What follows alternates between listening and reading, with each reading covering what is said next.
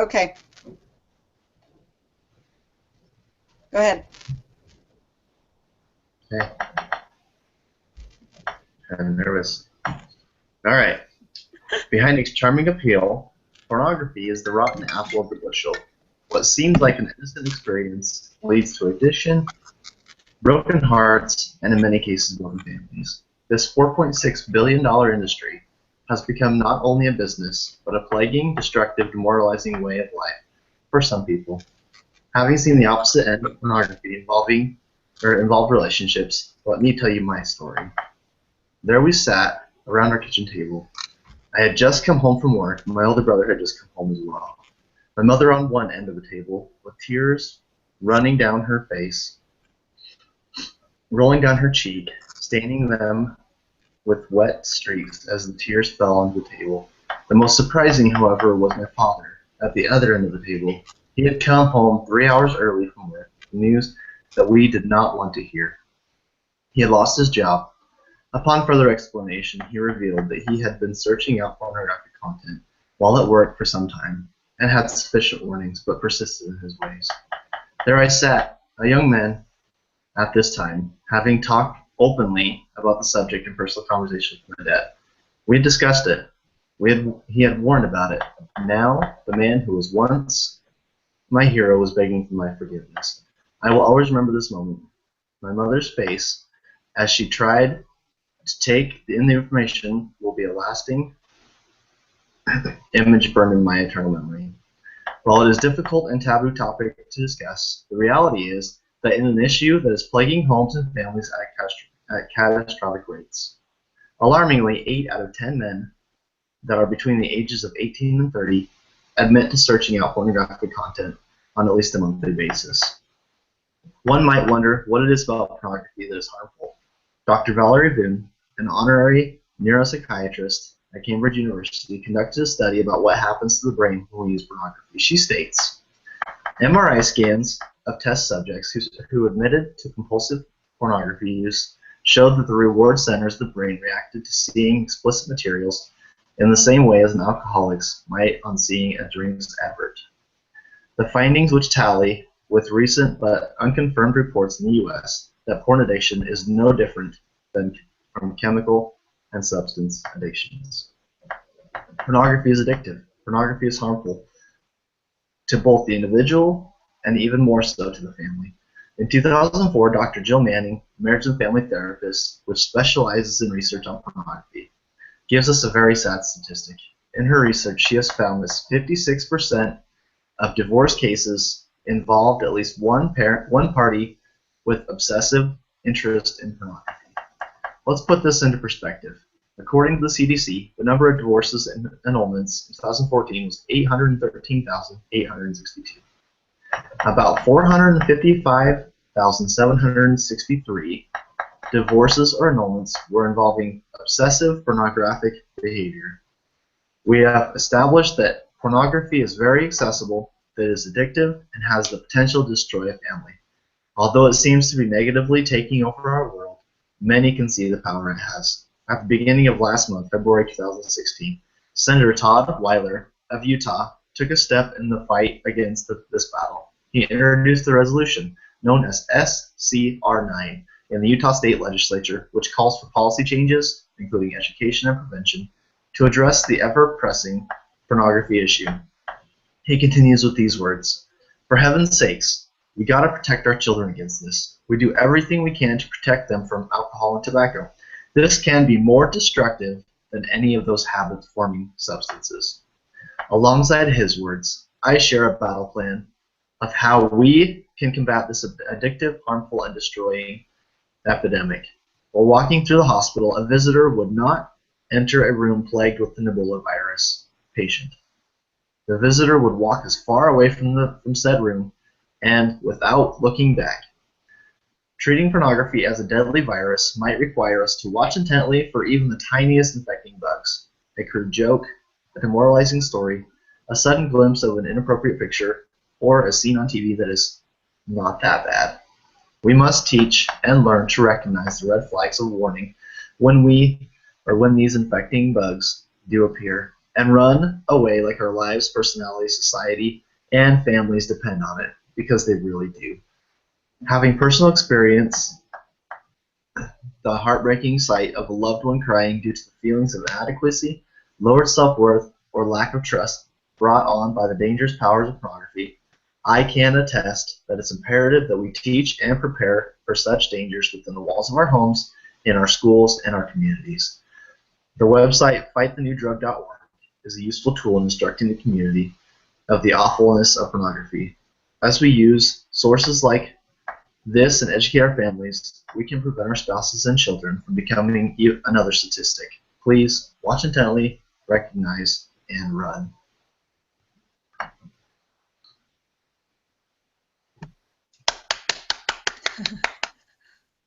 Good job. That was great. Awesome. All right, questions. So are we asking? Is it okay to ask questions now? Sure. Okay. So I didn't write down the what you said exactly about the Utah statute that the man is trying to push through, but what exactly would it do in the state of Utah if it went through, or did it go through already? Great question. I think it's still in the process of being voted upon. I should know this. Good question. Darn it, you got me. I might need to look it up then. I'm just curious. I don't expect you to know everything about the law. I heard something about it through something we read in this class, I think, or on a Facebook page. I think I signed a petition or something, but anyways, about it. So I'm just curious exactly what it would do to help with it. So. Yeah, I don't necessarily know that there's a curriculum that they're going to follow as of yet. I think that they're just still kind of in the process of planning, or how like they would implement it. Just brought it to the attention of Utah, and now they're going to take it and they're going to create the curriculum, things like that. So, nice.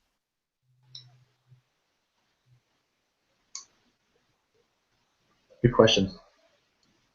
Oh, you're on mute, Karen. You're muted. Yeah. Oh, yeah, sorry.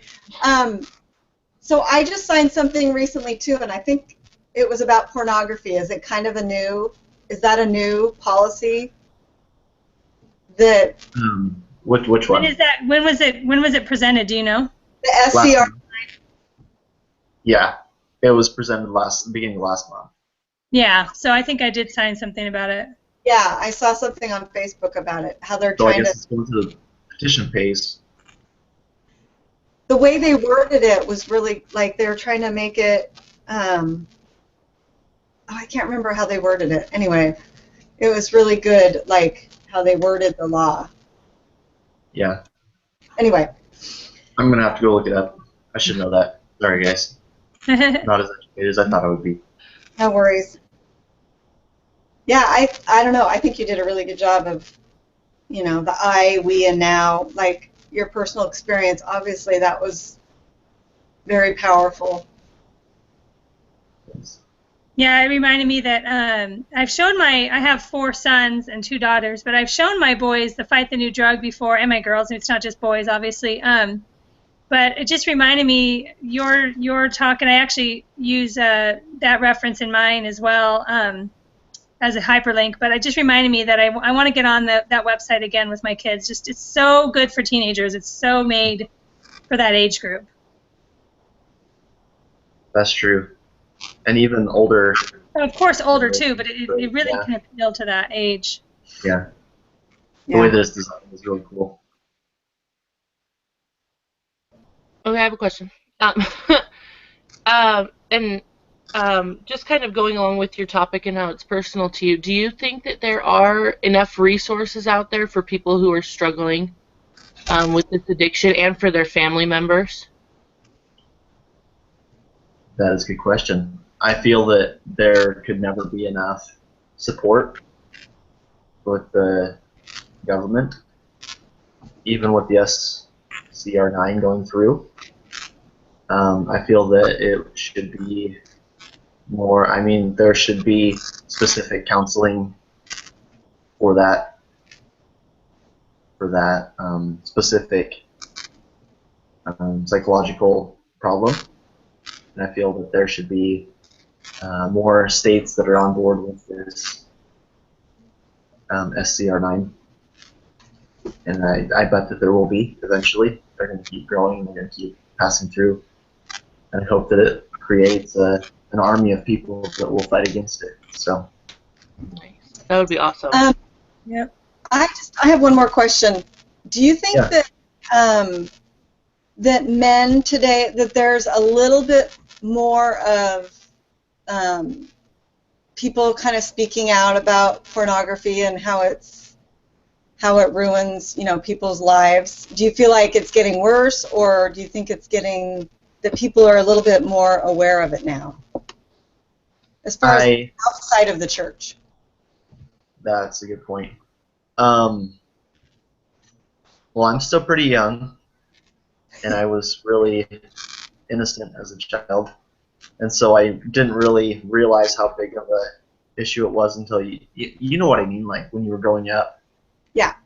And you didn't really realize what issues were how big they really were until you became like a teenager, maybe more college age. And so I didn't really, like, I just grew up with the church really standing up against it. Mm-hmm. I don't know if that was before my time or if it was just, kind of came into effect when I was put into that, just that time frame. But yeah, I feel like there's a lot more people that are standing up against it now, which is really a promising look at humanity and in our society. So Yeah. The reason I asked that is I was just reading a story about he's a black actor, and he was a pro football player, and he, did you see that, Kelly? Yeah. He was addicted to pornography. He is married, and his wife, totally called him out on it and said that she's going to leave him if he didn't get help. Anyway, and he's, coming out about it, and, what was his name? I can't think of what his name is. Do you remember, Kelly? Oh, I can't remember. He's a big guy. Yeah. Oh, let me see if I can find When it. we're done, unless you have to leave, I could look it up. Or maybe while somebody else is giving a speech, somebody can look it up. But I just saw it this morning, like an hour ago on Really? Facebook. And I read the whole article, and it was really good.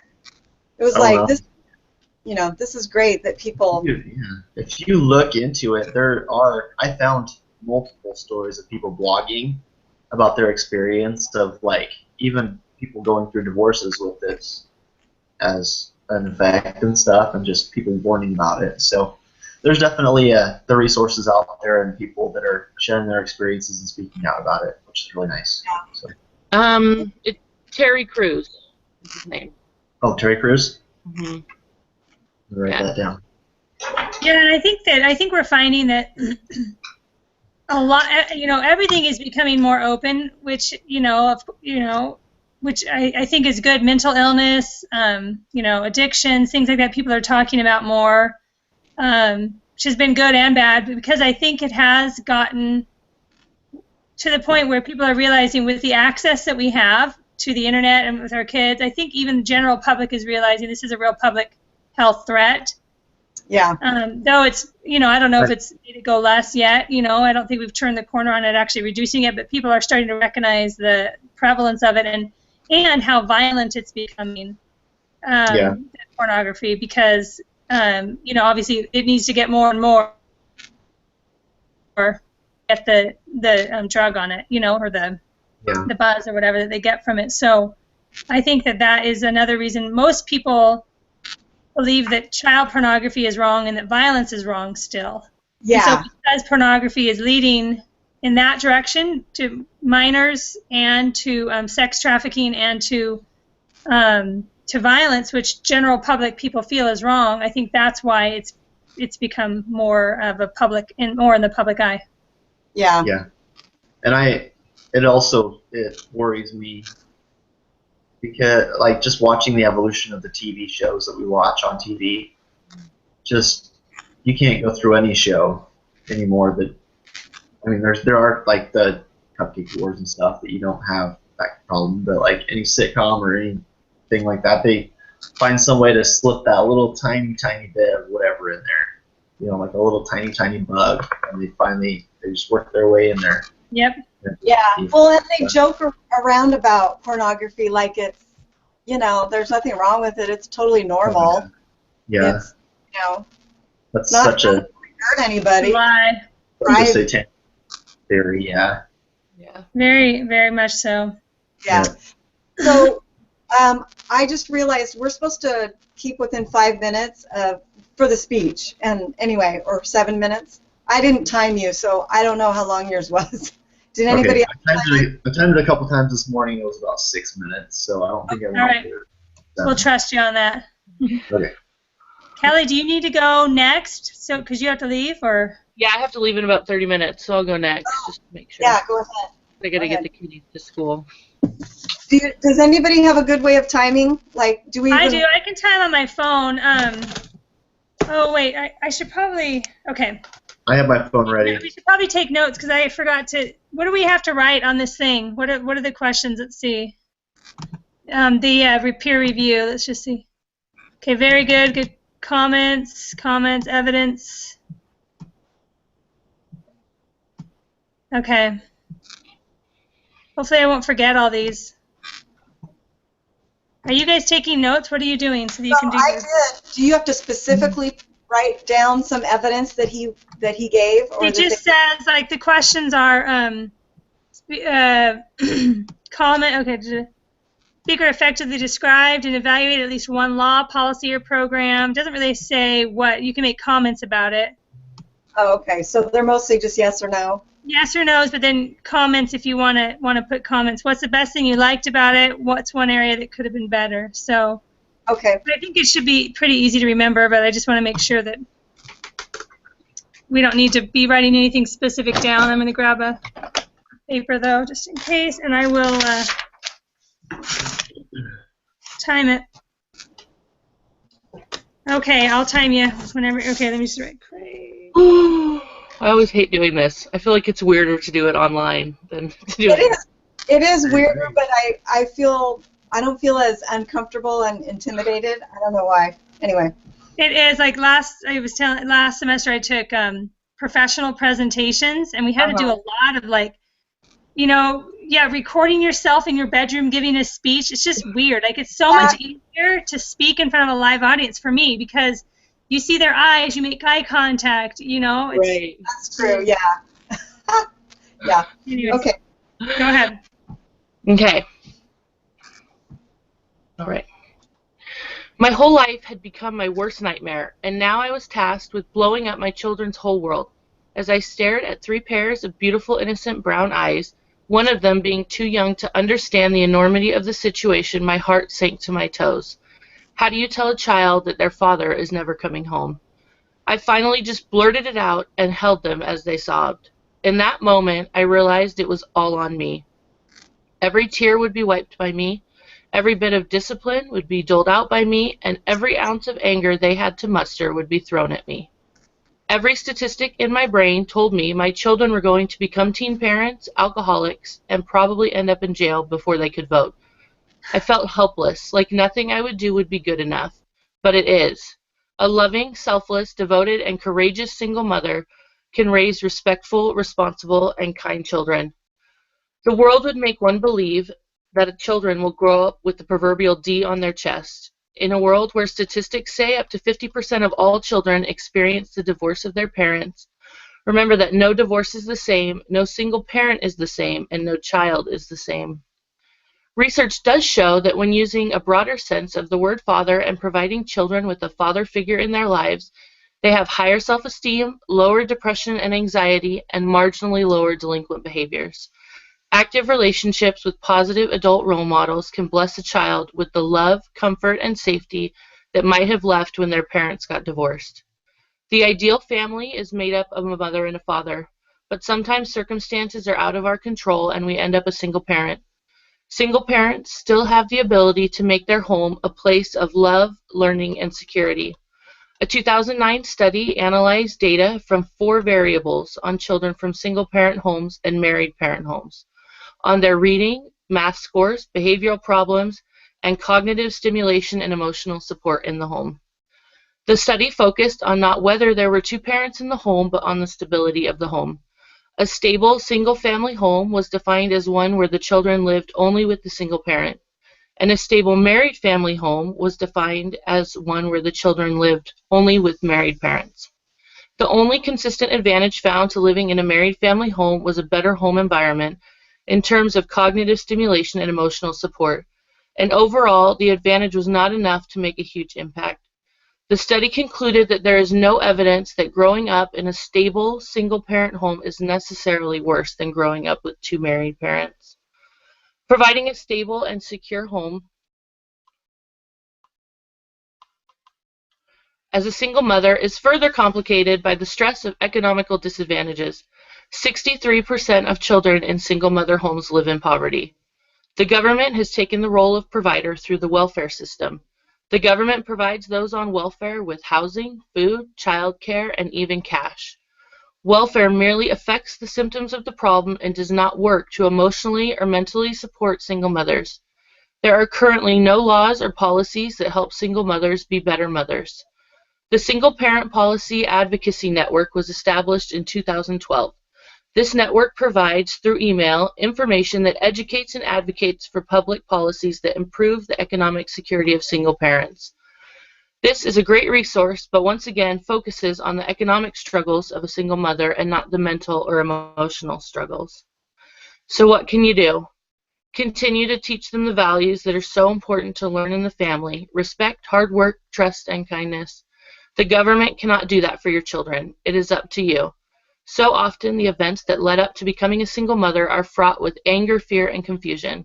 It is important to remember that children are feeling all of that as well. Let them know that their feelings are okay and work to help them learn how to handle their emotions in a healthy way. Let them see you smile and laugh, make new memories together, go on vacation together, go to the park together, go out to dinner together, and continue doing the things you enjoyed before your world was turned upside down. Most importantly, don't quit. Don't quit hugging them, don't quit teaching them, and don't quit being their mother. That's it. That was so good, Kelly. That was really good. Awesome. You had me cry. You had me crying on that one, and I'm probably gonna keep crying because I just so admire, so admire you and all parents who have to do this. And I completely agree. It's like being a widow. Like, you can raise wonderful children, and I completely support you. I wish there was more help for mothers that have to do it on their own. I hope you have some good support around you. Do you have support in your ward? Do you feel like they totally, there's a lot of support for single moms in your ward and stuff? I do. Unfortunately, there are quite a few single moms in my ward, and I love my ward. I feel like we're completely welcome with all the married women, that we're all friends with them. A lot of us are in primary together, which is a lot of fun, but I've never once felt, if I've ever had feelings of not being accepted in my ward, it was always on me. It was always because of my own insecurities and not anyone in the ward. Yeah. So the question I have is,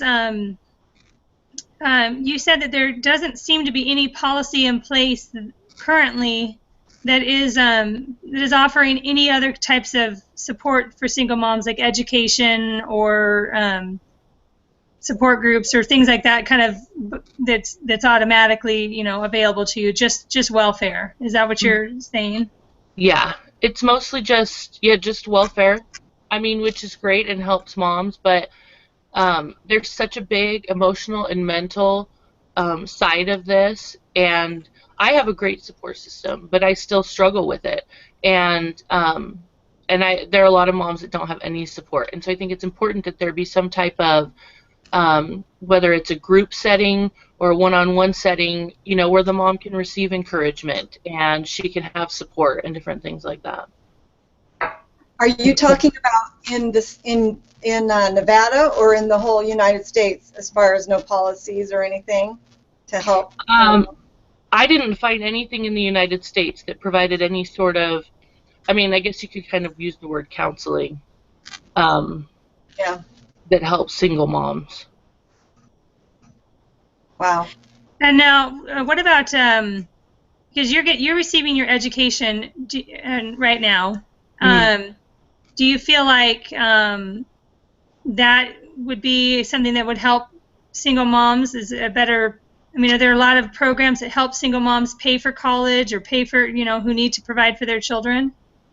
There are grants out there that are pretty readily available to single moms because most are in lower income brackets. And student loans. I think a lot of moms just don't feel like they can do it. Yeah, with all the kids. They don't know that that you fill out your FAFSA and it's not just for student loans, but you can receive grants as well. Yeah. So yeah, I think a lot of moms just don't think they could do it.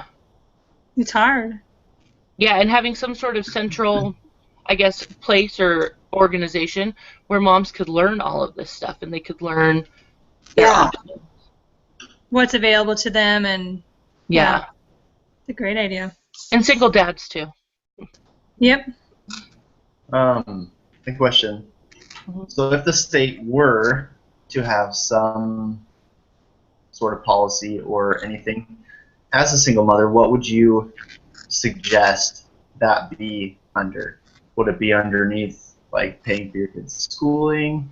Would it be financial support for you? Would it be help teaching your children? What would be your ideal? Which way would you want that to go? Like what kind of services they would provide? Yeah, if they could choose, if you could have one policy that was set next month, which one would you choose? I think it would probably, if welfare was still around and moms could receive help that way, I think it would have to be like emotional help for single parents, somewhere to go and they can talk about frustrations with their children, or even with whatever situation they're in, whether they're divorced or widowed, where moms can get out their feelings. And it could be a group setting or a one-on-one setting. I've had times where I've talked with friends in groups, and that's been helpful. Somewhere they can just go and talk, and because so often it's keeping all of your emotions in and dealing with your children and everyone else around you, and that just never ends well. Yeah, you can only hold that strong face for only so long. I gotcha. Yeah. And you do feel that burden to be the rock for your children and not let them see you break down too much. Yeah. Which sometimes is hard, Yeah, someplace they could go and feel safe and just talk about their lives, their struggles. Yeah. Yeah. And you spoke for 4 minutes and 26 seconds, so you were good. All right. Okay.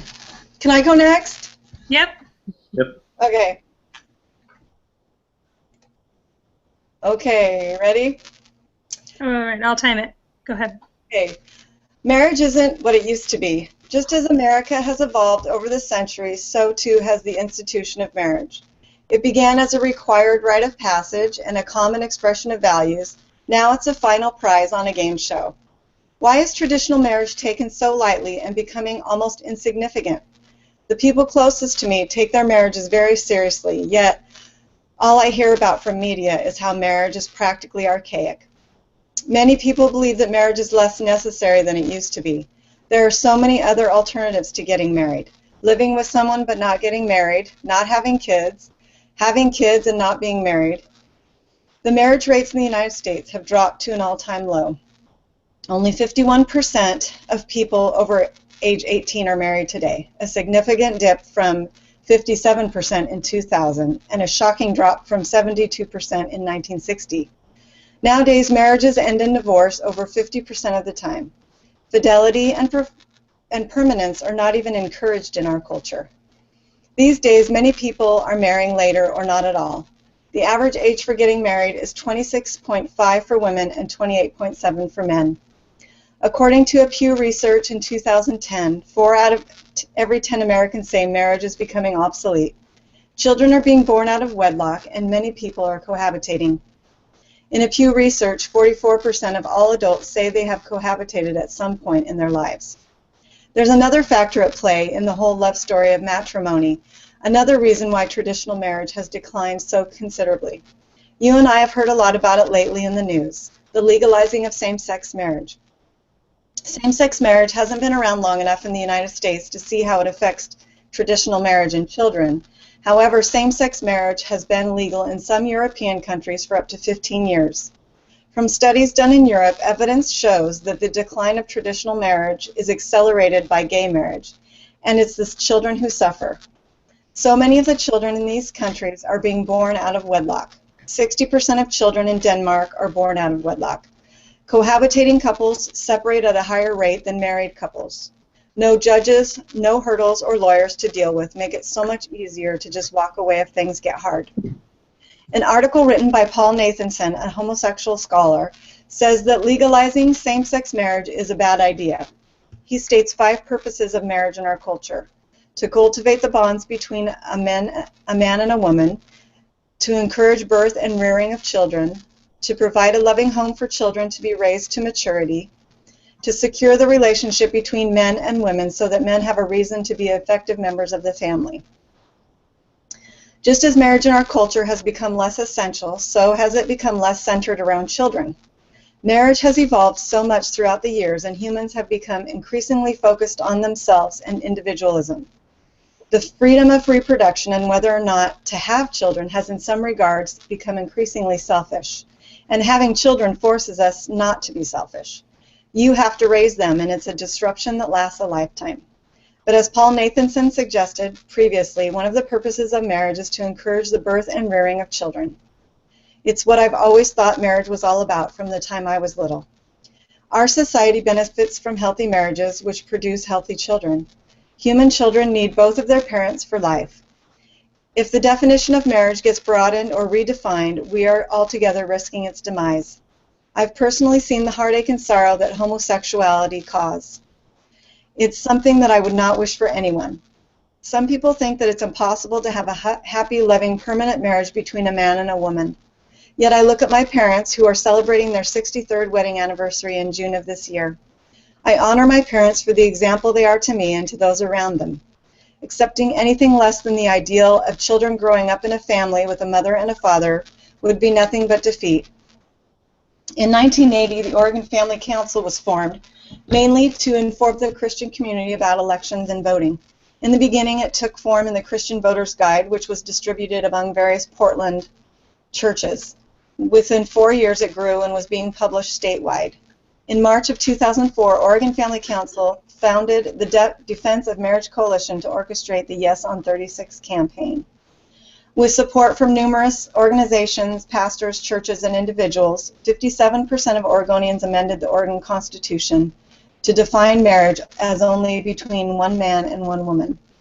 Oregon Family Council realizes Measure 36 was simply one battle in a much larger culture war. That is why Defense of Marriage Coalition will continue its mission to secure, maintain, and strengthen traditional marriage in Oregon. With the help of concerned Oregonians and their many pro-family allies, Oregon Family Council and Defense of Marriage Coalition will succeed in promoting strong, healthy marriages in the hundreds of cities, towns, and communities throughout Oregon. Please join with me in supporting the Oregon Family Council by being an active voice in the Oregon State Legislature and take an active, positive role in our state's government.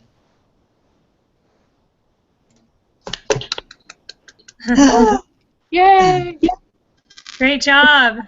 Thanks. Good job. Yeah, I liked your call to action. It was very specific. I think that's really good. That was really good.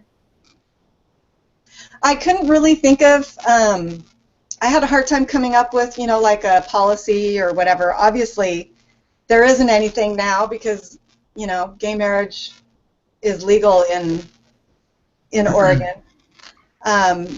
But my husband and I actually donate to that Oregon Family, can't think, the name just, Oregon Family Council. And I don't know, it just dawned on me last night that, oh, I can use that as a program, you know, that we can support. So. Well, and I really like that you're saying, okay, so gay marriage is what it is, but let's strengthen traditional marriage. You know, you can't control what everybody else is doing, but you can try to help improve that institution that we do know helps to bring, you know, children and civil society. And so I think that's a great call to action, is to support organizations that help support marriage. We all need more support. I agree with that and with Kelly. It's like, whether you're single, whether you're married, like supporting people who raise productive children is a great place for our money to go. Not just putting the Band-Aid on all the problems, but going to the root of the problem, the homes of each of these families where these children are, and supporting them, strengthening them, educating them. I think that's powerful. Any questions? I'm curious, this organization, what are some specific things that they do?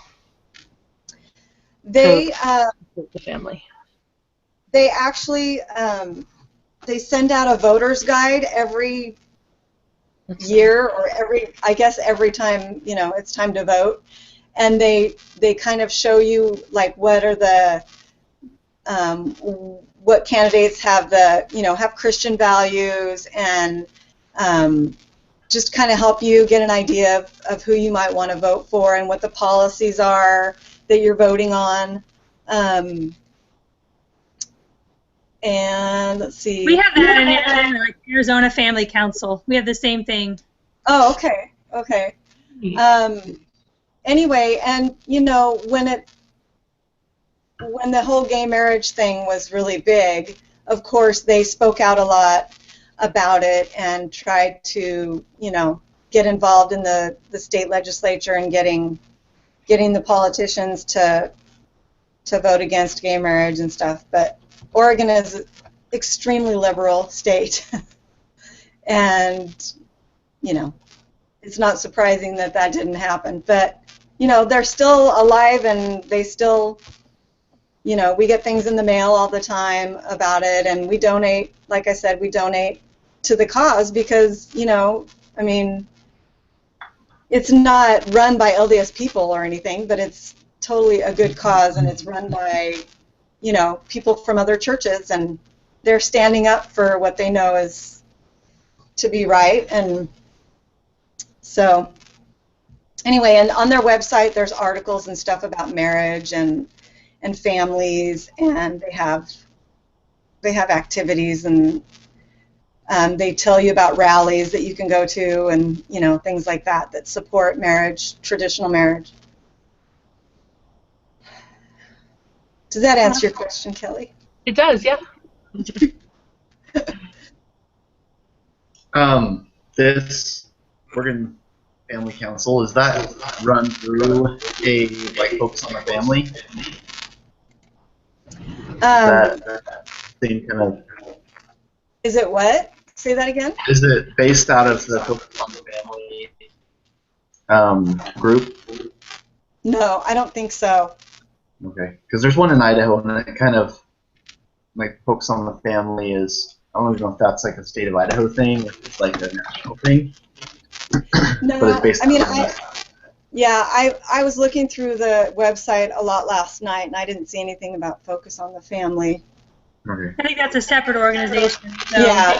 They have offices all over, but yeah. Okay.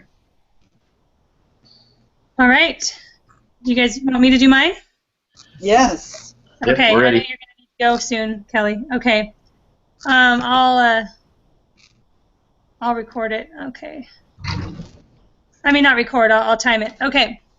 Oh, how long was mine, Carrie? Sorry. Oh, 5:30. Okay. So it was good. Perfect. Okay. Yesterday, I was having a conversation with my teenage children and mentioned that there were now 7 or more official genders. Until my sweet 9-year-old son perked up with the query, "There are?" I had forgotten that he was even in the room. I quickly answered, "No, son, there are just 2, boys and girls." I never imagined I would have to clarify something so biologically obvious, so innately true, and yet I did.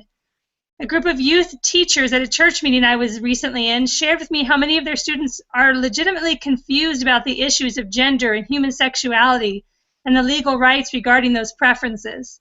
In a family discussion, the issue of abortion came up. Later that evening, my 11-year-old daughter and I talked for a while about abortion as she was going to bed. We talked about how babies come into the world and how people take them out of the world. My husband and I have 6 children at home. We believe in family where a married father and mother strive and struggle together to raise their children. We try to show this belief to our children in the way that we live and work naturally together as a family. The way we constantly try to get better and fix our problems and say sorry and learn patience and practice compassion. We hope, like most parents, that our children will look at our lives and the way we organize our home and learn from our examples that this is what life is all about. The family is a place to raise children in order to help prepare them to be married and have children of their own one day. In this way, the cycle of building communities and nations continues one family at a time. But I see now that merely living and hoping is not enough. I cannot assume that my children will understand the value of human life and what a family is. I must teach them clearly. It is my right to do so, and it is my obligation to do so. It may be historically fundamental, but the family's place as the defining characteristic of civil society is no longer so easily defined.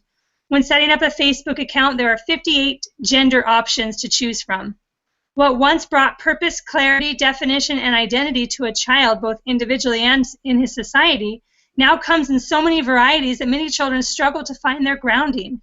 It is often offensive or illegal to even identify a person as male or female anymore.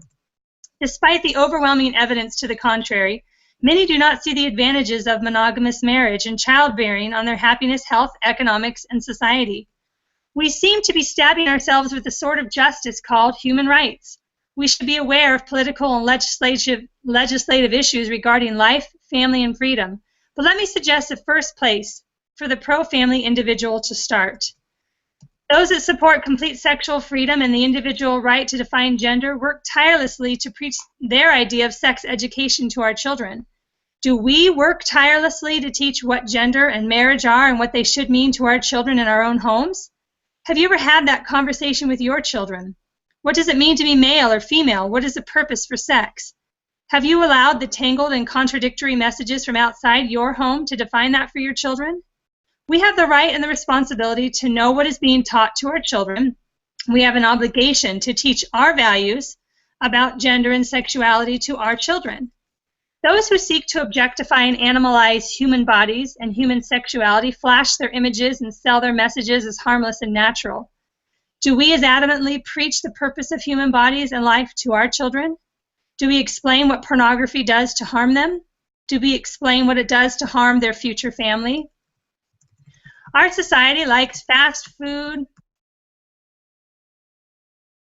quick entertainment, easy schools, quick money, no-fault divorce. In other words, we want our needs met with as little effort on our part as possible. Do we preach to our children that marriage and family is a lifetime commitment that takes work, sacrifice, patience, compassion, love, forgiveness in order to reap the great rewards of family love, unity, emotional closeness, and support? Do they see in our homes that it is worth it? Do they know how to communicate, economize, and help others? But the question arises, despite the freedom of speech and religion outlined in the Constitution of the United States of America, many American citizens are being punished for teaching privately or taking action in their private businesses as a result of their beliefs about gender and homosexuality, even when those beliefs are religiously based. Is it possible that parents could one day be restricted or punished by the government in some way for teaching their children their beliefs about these issues? In March 2015, the Utah State Governor signed 2 bills into law. Senate Bill 296 and 297 secured what Rose Marie Murray, Director of United Families Utah, called, quote, the most robust religious liberty protections yet enacted in our nation. Not only do these bills protect the LGBT community from discrimination, they simultaneously protect religious freedom and the right to express views on human sexuality. The title of Bill 297 is, quote, protections for religious expression and beliefs about marriage, family, and sexuality. In the state of Utah, at least, the right of parents to teach their children about their view of sexuality, marriage, and gender is now protected. I used to think that just showing the good to my children and covering their eyes to the bad would be enough. Unfortunately, that cannot be so anymore. Sunshine, green grass, and innocence of youth, yes. But by all means, yes, protect their childhood. Make your home a place of laughter and make-believe and childhood exuberance. But please make it a place of learning, too. And not just spelling and multiplication tables. Teach the basics of the family, for they will not learn it anywhere else.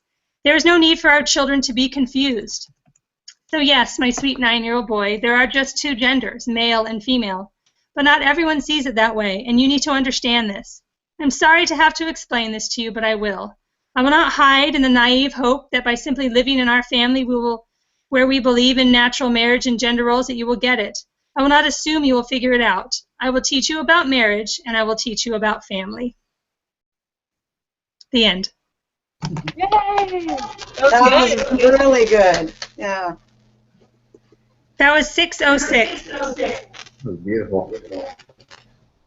Oh, we all kept within the allotted time. Yay. Yay. Any questions? I have a question. Yes. Do you feel that you live in Utah, correct? I live in Arizona. Arizona. Okay. Do you feel that your reach of teaching these different gender roles and things like that, do you feel that that has reached farther out than just the family at this point? That my personally teaching about it? I don't know. I mean, my main focus of this paper was just to emphasize the fact that we have to now teach something very clearly to our at least our own children, and hopefully that will help them be able to form those clear understandings, and then that will just spread outward. But I need to actually teach that to their children. And I understand there are people who genuinely struggle with same-gender attraction, and they can be from LDS families, they can be from wherever, but and they need our love and they need our support. But at the same time, we should be teaching the purpose of life, the purpose of males and females, and we can't, we cannot just expect it anymore that it's obvious. Oh, so yeah, hopefully it'll spread. And I did send this article to all my family and my extended family too, because I thought they need to be teaching their children this. So hopefully I can spread that message that this is something that we need to be talking about. Yeah, definitely. Good job. Right, I have to go. So, Okay, bye, Kelly. Good job, everyone. bye, Kelly. Kelly. Have a good day. So, Carrie, I was just curious, in Arizona, like, do you feel like, do you feel that the government, like, infringes on what you teach your kids? Like, you know how we've been studying about how the government, like, wants to take over raising our kids or whatever, and do you feel like in your state or in your kids' schools, do they, like, as far as what they teach in the schools and stuff there? Yeah, that's interesting. I haven't heard a lot of talk about, like, the sex ed programs here and the curriculum. Arizona is still a pretty conservative state. Like, we did not have gay marriage approved in our state yet. It only came federally, when that came. So we're still relatively conservative because even the immigrant population we have is highly Hispanic, which is, they believe, of course, mostly in the traditional family. Yeah.